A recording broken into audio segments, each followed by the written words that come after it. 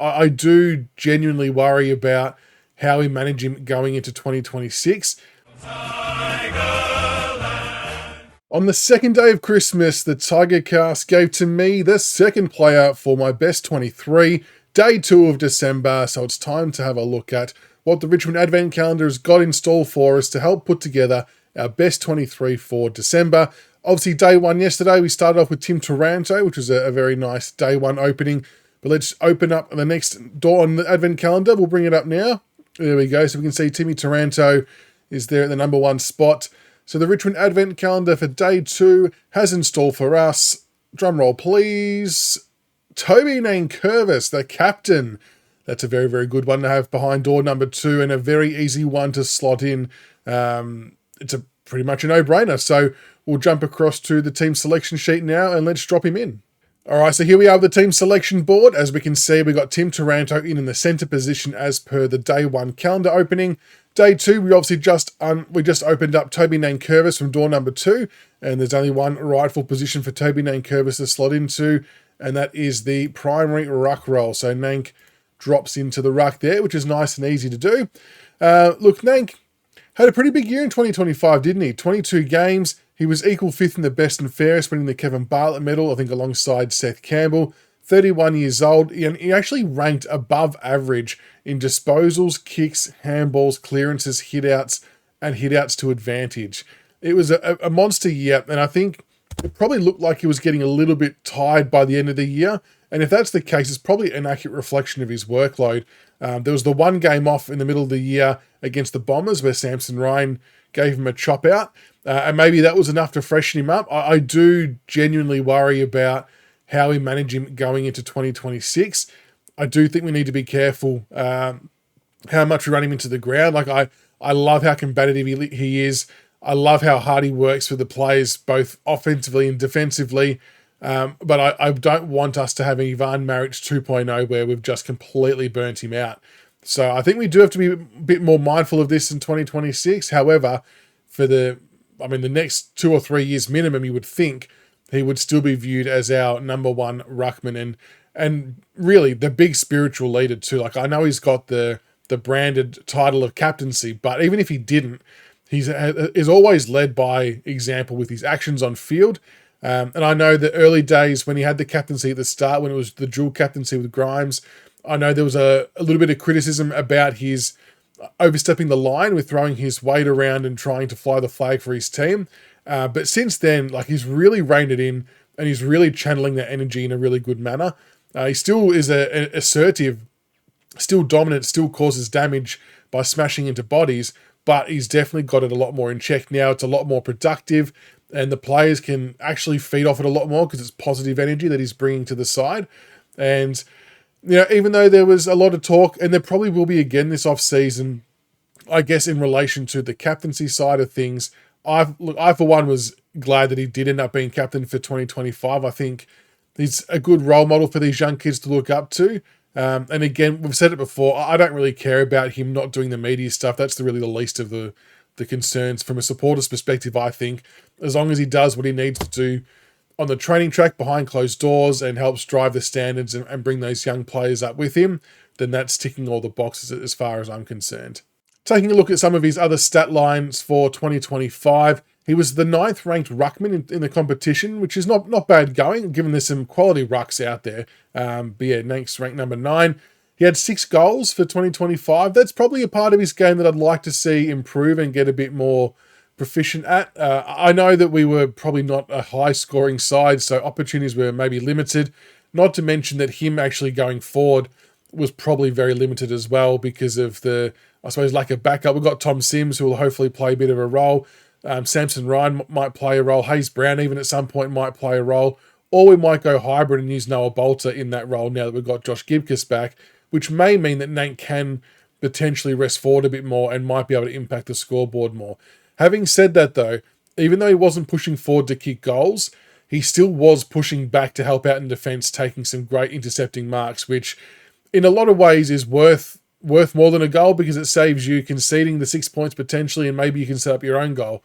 So in some ways it was better served, but I think you'd love to see the big ruckman. You'd love to see at least 10 goals. I think it'd be a nice return for 2026. He had 84 tackles, ranked 7th of all the ruckmen, and ranked 65th competition wide. It's kind of always been his one-wood, hasn't it? The physicality, the pressure. We know that when the ball hits the ground, he is sort of like another midfielder in that sense. He's not just going to sit back around the stoppages and wait for everyone else to do the work. He's happy to put his head over the ball and crack in, smash a few bodies, lay a few tackles, and that's kind of how he leads by example and how he asserts his dominance on the game. He had 103 clearances, ranked number 6 of all the ruckmen, and ranked 40 competition wide.